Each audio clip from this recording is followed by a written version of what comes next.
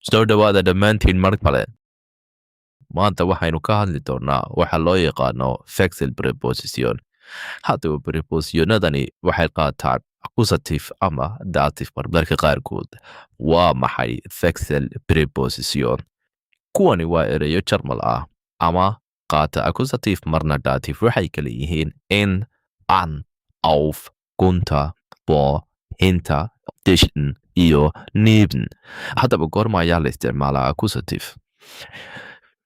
Markuu jiro dhaqaaq ama bafiigun aad samaynayso ayaa la isticmaalaa. Markaad ka jawaabaysa su-aasha accusative-kuna waxaad isticmaalaysaa wohin, xagee. Haddii wax la dhaqaajinayo oo meel kale loo dhaqaajinayo ama haddii aad meel ka tegayso ood meel kale u socoto waxaad isticmaalaysaa accusative. Tusaalayaashan aynu eegno. Waxaan dhigayaa buugga miiska korkiisa. Ich liege das Buch auf dem Tisch. Gacantaad ku haysaa oo imikaad dhigaysaa waa dhaqaaq aad samaynaysid waana accusative. Wuxuu galayaa isagoo ama tegayaa iskoolka. Geht in die Schule uu ku socdaa. Waxay sawir ku dhejinaysaa derbiga. Sie hängt das Bild an die Wand. Rususnow, accusative-ku waxaa la isticmaalaa markii aad dhaqaaq samaynayso oo dhan. Goorma ayaa la isticmaalaa dative? Marka aysan jirin wax dhaqaaq ah. Marka aad ka jawaabayso su-aashan waxaad isticmaalaysaa dative-ka wo, xagee.